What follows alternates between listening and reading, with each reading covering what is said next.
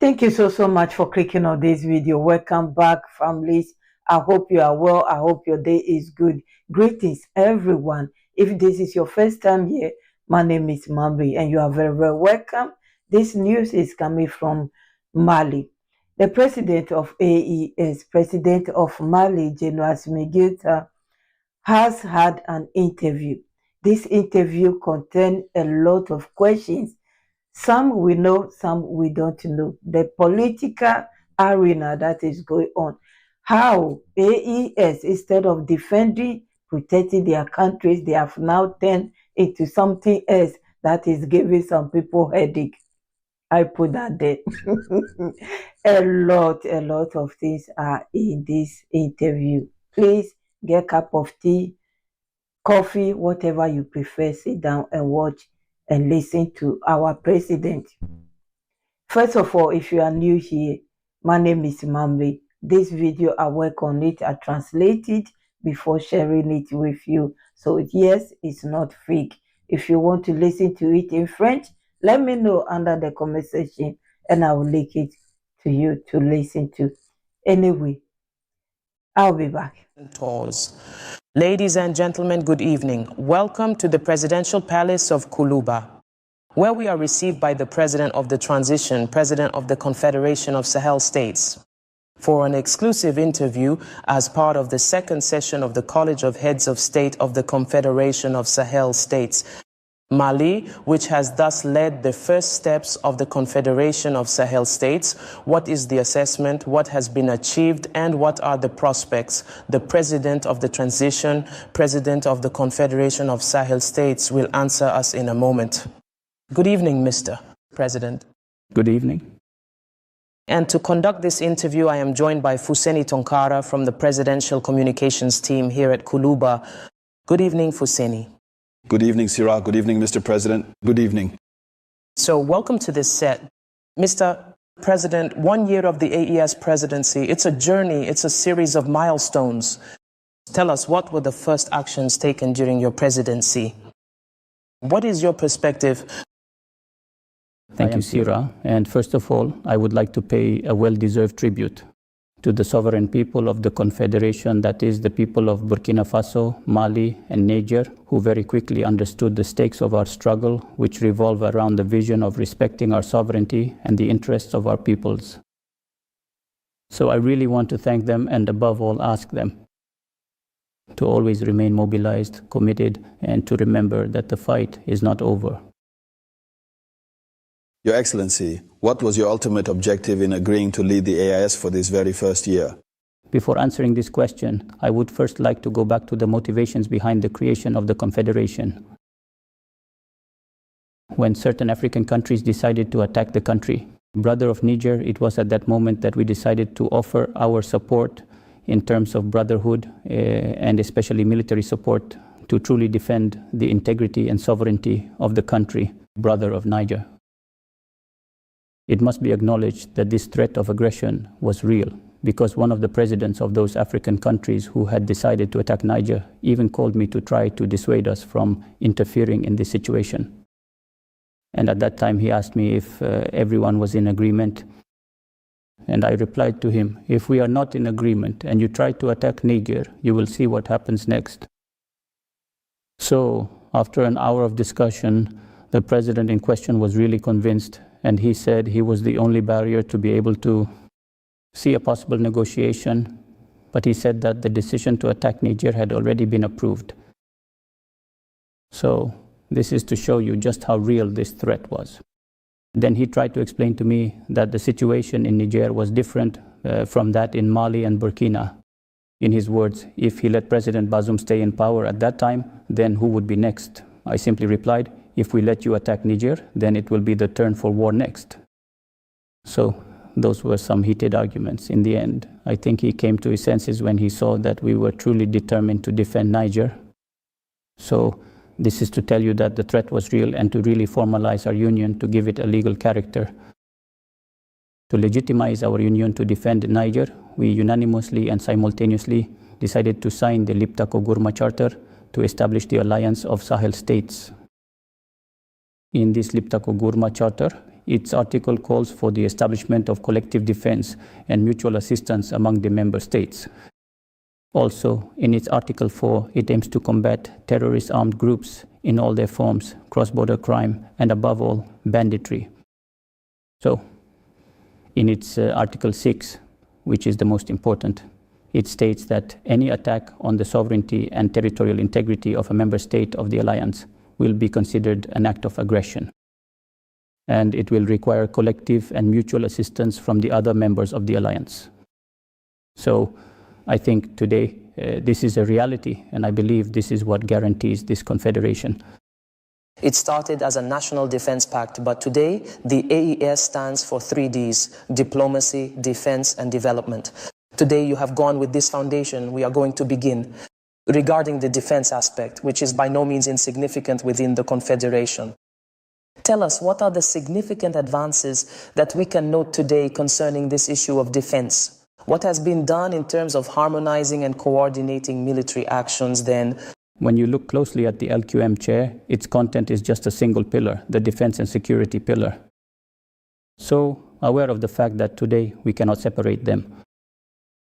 Defense cannot be separated from development issues, and as they say, without the rifle, the charm will never work. So also aware that without sustained diplomacy, these two pillars cannot thrive. This is why, during the Niamey Declaration, we decided instead to establish the Confederation in order to expand the defense pillar to include the other two pillars, namely defense, security, and development, and diplomacy. So to return to your question regarding defense and security issues, we will need to free ourselves from the formal establishment of the Confederation on July 6, 2024 in Niamey, and immediately the various ministers of defense and chiefs of general staff got to work. First, initially, officers of the Legion were deployed in the different countries to coordinate the various operations. Next, there is a phase of ramping up to ultimately achieve a truly unified and cohesive force, because when you carefully look at the comprehensive agenda of the Confederation, it becomes clear that Mali was specifically tasked with diligently working on the establishment and full implementation of this essential unified force.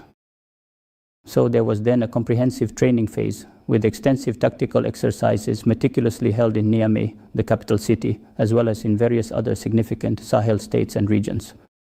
Togo and Chad also participated. So that was the beginning of the ramp-up phase. There was also the comprehensive training of essential staff officers meticulously conducted by the esteemed Allo Blondimbe Medical School located in Mali. Consequently, all these concerted and strategic actions collectively made it entirely possible to successfully build up a truly unified and cohesive force. Therefore, we diligently established the fundamental and comprehensive standards for this newly formed unified force. In a pragmatic and visible way, there have been major advances in terms of security. It's true that challenges still remain, always. Even when considering or looking at the principles of war, the first principle is freedom of action. Today, our countries have this freedom of action, of movement. Today, we are free to go wherever we want, to do whatever we want. So that was not possible at all in previous years. So, when you also look at the beginning of 2023, there were several joint operations against these armed terrorist groups, the most recent of which were Iriko 1 and Iriko 2. So these operations have indeed allowed us to neutralize several terrorist groups and above all to disrupt them, which was not possible before. Through certain foreign countries or some powerful nations that had even put a bounty on the heads of these terrorist leaders in terms of reward. So today, we must acknowledge that the East has managed to change this dynamic, not only by neutralizing hundreds of terrorists, but also by destroying several terrorist sanctuaries. So today, this has allowed us to bring some peace to the area. When you also look at it in terms of strategic autonomy, our respective countries have suffered greatly and profoundly because we truly didn't possess that essential freedom, that crucial ability to easily and readily purchase necessary equipment, especially since its procurement was unfortunately outsourced to various other countries that consistently use this vital sector as a powerful tool to exert significant influence over us and our policies. But we must truly acknowledge that today, with genuine partners, we are now able to equip ourselves more easily. He led our operations both day and night, always maintaining the initiative. That means we can attack the enemy before they even launch hostilities. So all these factors were not all possible. But thank God today, it's true, the challenges remain. Because today, when you look at it, we are no longer in the traditional phase of fighting against terrorist armed groups. Now it's the geopolitical phase. The environment and the fact that the operating methods of these armed groups, including the Russians, are changing constantly throughout the day. And that means there is a whole arsenal behind them developing the strategy, which directs the targets according to their geopolitical stakes. Some dissatisfied partners who have now been driven out of our territories, and some so-called benefactors who have also been expelled from our lands. It's a matter of survival, because not only have they lost their position in terms of geopolitics, in terms of influence, they have also lost resources, which means they will never leave us in peace, and inevitably they will try to create problems for us. But overall, I truly think that today the entire IS Confederation has scored many significant points in terms of its defense and security. Not only do we currently possess the significant freedom of action, but we also hold the strategic initiative. And today, the unified force is already fully operational and prepared, and it will very soon take over all necessary responsibilities. We are going to take over, meaning that since 2023, these operations were already underway, but it was necessary to establish a simpler, more suitable organization so that the various ministers of defense and the heads of member states could get some rest. So this initiated force is the new dynamic to continue the fight against the Brussels-based terrorism. You hear that, Mr. President? We are reassured that the AIS strategy will adapt to the realities on the ground. Exactly, it's military in reality. The enemy, it's a game of hide and seek. The enemy will inevitably analyze everything we are planning. We will change our mode of operation depending on the stakes or the objectives to be achieved, just as we will also be able to develop operational methods to counter them. But that's the nature of warfare. It's a war in the field. We must prepare to develop even more strategies and above all to anticipate. The real issue is anticipation. If we manage to anticipate, we will be able to neutralize them in time, and the losses will shift to the other side. But if, however, these armed groups take the initiative, not only will it disrupt our system, but it will also cause more losses among our population. So I am reassured that our people were not used to certain tensions, and no one thought that today people would go so far as to attack tankers. People never imagined that this could happen because the targets that were chosen were either military objectives. But today, given the fact that they are losing momentum and that indeed these groups are really being harassed, the situation has changed. So inevitably, they will want to target the weakest link and the population that holds strategic resources. So I think there is reason to be hopeful. Excellencies, you spoke earlier about partnership, and today it's truly obvious the Confederation of the States of the Sky has strengthened its military cooperation. Tell us a bit about this cooperation. So regarding the extensive military cooperation of the sovereign states of the sky, with certain truly sincere and valued partners, such as the powerful Russian Federation, the Republic of Turkey, and the People's Republic of China, we observe significant collaborative efforts. This is a fundamental reality. These are truly pragmatic and essential cooperations, firmly based on genuine sincerity and, above all else, proven effectiveness. In a partnership, the most important thing, first of all, is mutual respect. The way each party looks at the other, the way everyone is treated, and the way each tries to protect their own interests.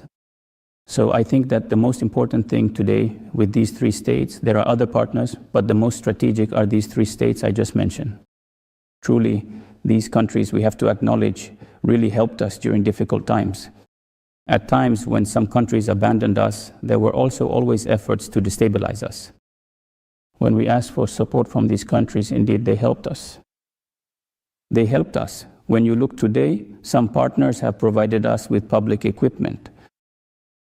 As I said earlier, even having money was not at all obvious. It was not at all obvious. Today, thankfully, we have managed to acquire this equipment. When you look at it, acquiring equipment often takes years. It's years of planning, often 2 or 3 years. But in an emergency, as soon as we spoke to these presidents, they quickly gave instructions to their governments so that we could really gain access. The equipment that is currently coming to Mali, it was not an easy thing. But when I spoke with President Xi Jinping, he recognized the urgency and that we are at war. And in front of everyone, he also gave top priority to Mali. And he personally ensures that his instructions are followed. I am very eager for this decision to be implemented. I thank you today for making this a reality. People can see the equipment arriving. This shows you that it is genuine, that it is a pragmatic partnership. With these different partnerships, we have managed to bring about change. The situation in the Sahel has changed in terms of the fight against armed terrorist groups and in terms of reorganizing our armies. So this allows us to bring up the issue of diplomacy, which is no less important, Mr. President. Today, states assert themselves through diplomacy. We have observed that the AES speaks with one voice. This is very important for the Sahel states to be able to make themselves heard internationally. Tell us, how do you achieve harmonization at this level? How do you manage to align your viewpoints and speak with one voice? Indeed, you are right. When the Confederation was established, some people did not take us seriously. But there was also an effort to divide us, to distract us. So we had to understand this strategy and also be able to counter it. In short, we quickly understood and prepared ourselves. Because the dynamic that was in place was to ensure that the East could not exist. You'll see, even when it came to invitations to participate in certain conferences or meetings, they would invite people individually. So we tried to put an end to that. If the 3 states are invited by an organization or by a country, we requested that it be under the banner of the Confederation. So that was the first step. Harmonizing our vision and our positions at the level of international and sub-regional bodies during votes, or if certain countries request our support, it is done within the framework of the AES. So we consult, we support, and then we validate. So this really allowed us to be able to assert ourselves on the international stage and achieve the ultimate goal with the Confederation.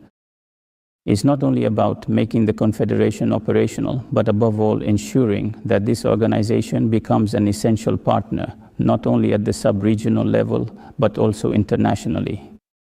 I think that as of today, the ESF has become irreversible, and it is a reliable and indispensable partner. So really, the challenge. Diplomacy has played its role, and we will continue to further strengthen these achievements. Establishing oneself on the international stage is not an easy task. So how does the ESF do it? How does it respond to external criticism? You know, there is no such thing as friendship.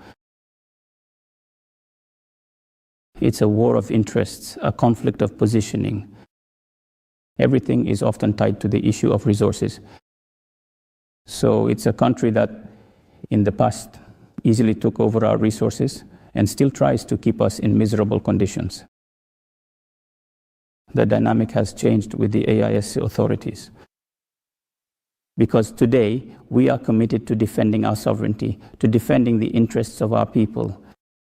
These interests are inevitably now tied to strategic resources, everything related to gold, everything related to electronics, everything related to gas, everything related to uranium. With this change in dynamic, we asked for a win-win partnership, but those who always saw us as miserable countries, they quickly realized that they are the ones who are miserable and poor. So it's fair game. I don't blame them for it. If they defend their interests, as every country should defend its own interests. But they won't give up. We shouldn't kid ourselves. They will always try to create problems for us. The narratives, not only to tarnish our reputations, as we say, it's a war of influence and manipulation. These are geopolitical issues. When you look at influence right now, there is no soft power, hard power. That is to say, they can influence you in a gentle way, either through everything related to education, everything related to culture. They can also undermine your reputation, as is happening now with criticism, disinformation campaigns, and media attacks. That's one way to influence and manipulate. But there's also the other way, which is hard power. You see, there is a power right now in its national security policy. Nationally, it has planned to attack in order to defend its interests. So if they have interests in your country and things don't go their way, they are capable of attacking you. This is to show you that when it comes to defending interests, there are no hard feelings. So it's critical. We need to understand this and not just face it. The most important thing is our people. It's our people today who support us. They are our reason for living. They are the reason we defend all these questions of sovereignty. We must not be afraid of these criticisms. The most important thing is always the mindset. It's always about the mindset, because this is a psychological war. Your perception cannot be a reality for me. That's how it needs to be understood. When you think I'm not good, it doesn't concern you. That's just your way of speaking. But for me, it's a different reality. We need to understand that it's about perception. That's just their way of speaking. These perceptions cannot become realities for us. So the least they will keep sticking to us, narratives playing on human rights issues, to try to create problems at the level of international bodies. We need to understand that they won't let go. All those who have accepted their dictates, they have such a well-designed system that even if someone is dirty, as soon as they accept you, they clean you up, put perfume on you, and say you're good. That's the kind of person you should associate with. So it's a double standard policy. So the most important thing is that because they defend their own interests, they're capable of anything. So it's up to us to understand that this is a matter of war, of interests, a matter of geopolitical and geostrategic alignment. And it's also a defense for us. Today, AES is a new essential geopolitical dynamic. With all these strategic resources we have, uranium, lithium, gold, we can do a lot of things. So, Mr. President, as you said, it's a matter of geopolitics. There are partnerships that are still considered useful today and win-win, such as with Russia or the Russian Federation or even Turkey. Tell us, at what stage are you today regarding these partnerships? At what level has the AES positioned itself? Well, with some countries, you have to understand that. Well, when we look at Russia, we have partners on two levels. There are two levels of partners. Partners in terms of security and also partners in terms of the economy and development. So both levels exist with Russia. In fact, we have several levels with Russia. With Turkey, that's also the case. There are partners in the areas of defense and security, as well as in trade and so on. It's all part of development efforts. With China, it's more in the context of development issues. As for security matters, it's really just about purchasing equipment. So today we are facing these challenges. There are different levels of partnership, sometimes in terms of security, sometimes in terms of the economy, and also in terms of development. When you look at Russia or China, we have projects. For example, with Russia, there is the construction of the refinery that is underway.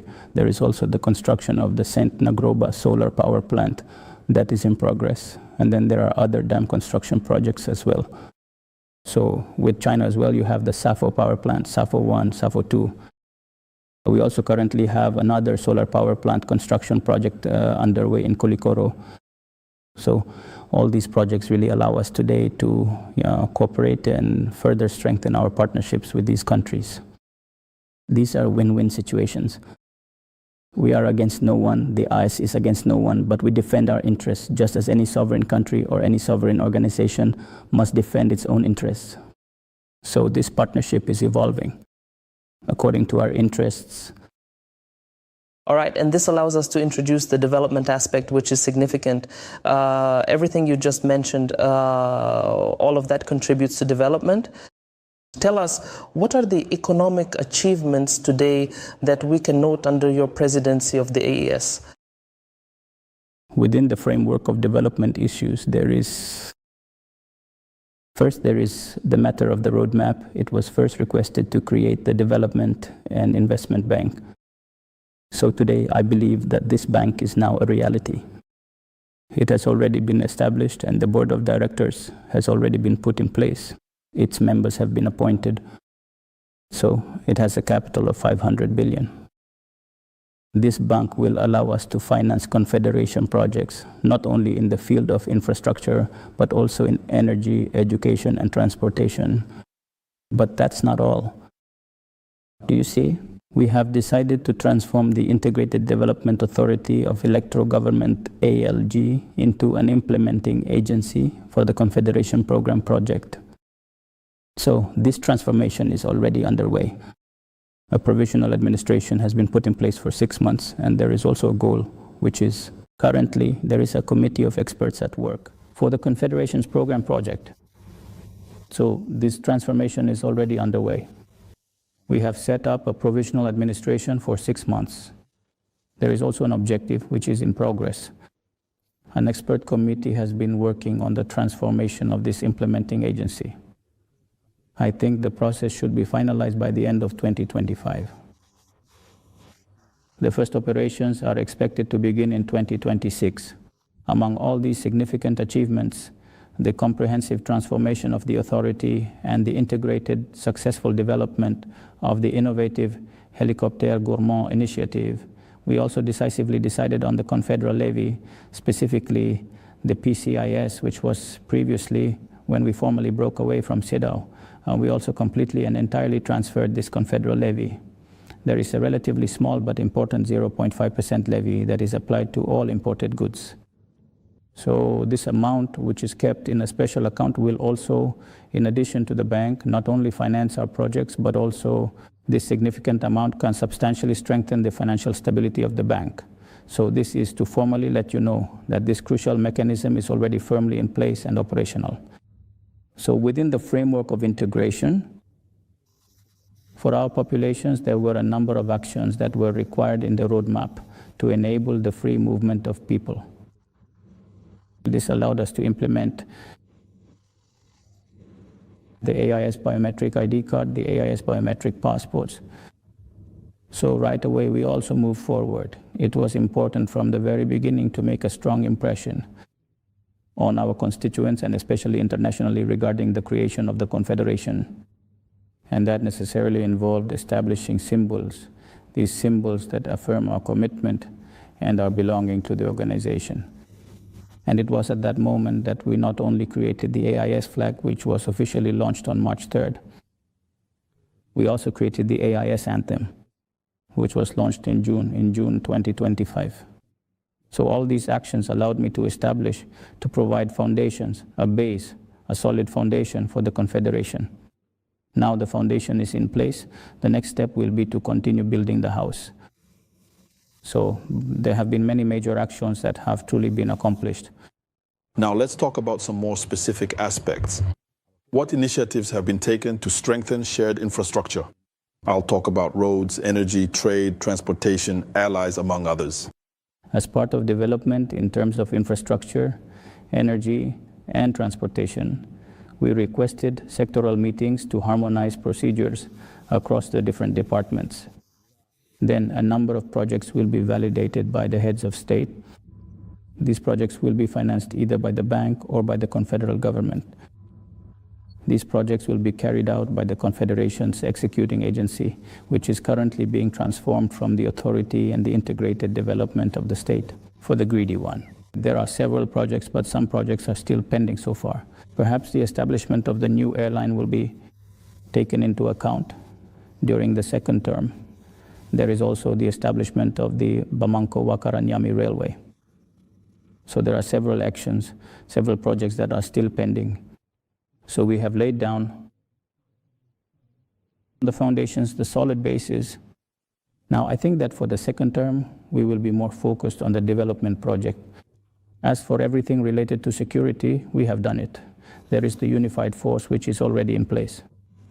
We have turned the AES area into a unified theater, a single theater. This means that any violation of the territory, whether it is Burkina, Mali, or Niger, will become a violation of the Confederation. May God protect us from that. And all the countries with intelligence services worthy of the name know just how well equipped the Confederation is. The means of defense we have at our disposal, I think that in addition to fighting the Zagni terrorist group, now give us the ability to engage in high-intensity warfare. But this cannot happen unless it is supported by development initiatives, because it is through these development issues that we will acquire the resources we need, military equipment. So it must be acknowledged that during the second term, we will certainly focus on making a greater impact in terms of project implementation, because the population only sees the achievements, especially the projects that contribute to their well-being. Mr. President, the communication aspect is also a very important one. To be able to assert oneself today, it is necessary to provide accurate information. The AES is moving in this direction. What can we note today as achievements under the Malian presidency of the AES in terms of communication? Thank you. As a crucial part of the overall communication aspect, specifically for the Rudela Festival, it was carefully planned to set up a comprehensive communication system. Firstly, there was supposed to be the creation of AES TV, which the nation of Mali was tasked with, the creation of AES Radio in Burkina Faso, and the establishment of the print press in Niger. So these three states were to have these different setups, but each country would have its own branch. For example, the headquarters of the TV station will be in Bamako. There will be branches in Burkina Faso and Niger, and vice versa. The goal of these initiatives is not only to provide accurate information to our people, but also to counteract this disinformation campaign aimed not only at terrorizing our populations, but above all at destabilizing our states. I believe that today AES TV is a reality. The radio station in Burkina Faso is practically finished. The director of the TV station has been appointed, along with the coordinator and some other members. I think they will quickly get to work to help us not only properly inform our people, but above all to counter these media disruptions, which are backed by state sponsors. Mr. President, regarding the communication aspect, the Web TV has also been created. Indeed, the Web TV, the digital platform, was actually the first initiative put in place to support the communication efforts. Also, a network of AIS communication has been set up to facilitate communication in different countries, and the free roaming system. So everything has been put in place. A system that is already operational and will allow us not only to provide accurate information and to facilitate communication within the AES area. Mr. President, we will conclude with this question. This is the message to the people of the AES that is so important today. When the President of the Confederation speaks, the people are naturally interested. What is this message today in terms of perspective? What can the people of the AES expect in the days and years to come? So, the people of the East should expect a continued transformation of the Confederation in a positive way. The issues are well known, everything related to action, everything concerning the security sector. Indeed, people have seen there are impacts, there are positive impacts. There is admiration. It's true that some challenges remain, but in the area of development, that's where the countries really need to focus. So I think that the projects currently underway, these initiatives which are currently being diligently implemented, and other crucial projects that will be carefully planned and strategically developed in the near future will undoubtedly help to comprehensively meet the legitimate and pressing demands of our esteemed people in terms of vital infrastructure development, comprehensive educational opportunities, reliable energy provision, sustainable agricultural growth, and robust entrepreneurial endeavors. So it's in all these areas that we will truly need to achieve results for the people. It's true that we feel the support of the people during difficult times. That's why we have always praised the resilience of our people. But this is where we need to work and move very quickly with the implementation of these projects to give visibility to our actions. But we also always ask the population to remain determined, because these are just causes. These people know our intentions. They will always inevitably try to counter our actions. So the people are our reason for being. We defend the ideals carried by our people, the ideals of Pan-Africanism, the ideals of respect for our sovereignty, and above all, the defense of the interests of our populations. Because if you see us here today, we are the ones carrying out the work. We are implementing the popular will of our various states is moving in the right direction. So Once again, I truly want to pay tribute and thank everyone for all the support we received during the first term, but also to encourage you to continue, because this is a person-to-person struggle. And as we say in the Army, often there is attrition, there is wear and tear, there is fatigue, there is discouragement, because all these mechanisms are being put in place through our adversaries, aiming to demoralize our people, aiming to destabilize our countries. There will inevitably be impacts on certain citizens, perhaps those who do not have a steady mind and who may become unbalanced. And this can often create problems of understanding or support. But we must understand that today the East has become an irreversible reality, and we have taken a path of no return. And we have brought our people along with us, and we will go all the way to our destination. It's like when you fire a gun. As soon as the cartridge leaves the barrel, it goes all the way to its destination. There is no turning back. That is why we are once again calling for everyone to remobilize, to arm themselves morally, and to continue the fight until the AIS area is pacified, and also until the vital needs of our people are met. Thank you. We sincerely hope so. Thank you, Mr. President, for answering our questions. Thank you. Thank you, Fusini, for your support. Thank you, Sirah. Thank you, Your Excellency. So, dear viewers, we have now reached the end of this exclusive interview granted to us by the President of the Transition, President of the Confederation of Sahel States. We hope you found it interesting to follow us, and we wish you wonderful moments of television in our company. Good evening. Thank you so much for listening and watching. Thank you so much, General Assimi Goita, the President of AES, President of Mali, for taking your time, this busy time, to explain everything to us into details. Now we know a lot than we know before. My families, you've heard everything already. If you hear anything from anywhere else, just compare it, what you just hear, so you will know whether it's true or not. I thank you for your time. As always, I appreciate you all. I will leave you here. Credit to ORTM, credit to AES Television. Our President, General Assimi Goita, congratulations. Congratulations to General Abdurrahmani Tihani. Congratulations to Captain Ibrahim Traore for being bold, for doing what they are doing. Instead of protecting their brother or their brothers or their neighbors, Niger, it has turned to something else. Sometimes they say misfortunate can turn to fortunate. From what I'm hearing, wow, these leaders are not crawling at all, and they are not walking, they are running.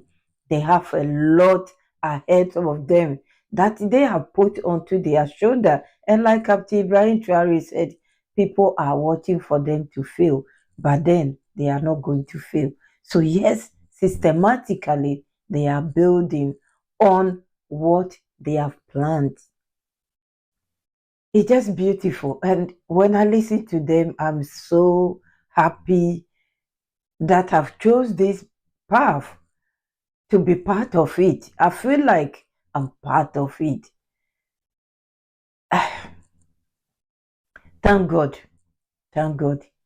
And I pray that God will protect them throughout, so they can be what they want to be. This is the Africa Union. AES is the Africa Union. Mark my words, one day somebody will click on this video and they will remember I said this. This is the rare Africa Union that we are crying for a long time. Yes. I'll leave you here. God bless you all. Please, if you have taken something from this video, this interview at all, please let me know under the comment section. Like it, share it if possible. Let other people know what is going on. There is more to come. The railway, I mean more. There is a lot in this video. And those who were robbing them, they are now poor. Yeah. sometimes we have to open our eyes a bit more, because somebody who says they are helping you, yeah, sign here, sign there, and they will help you, and they are robbing you.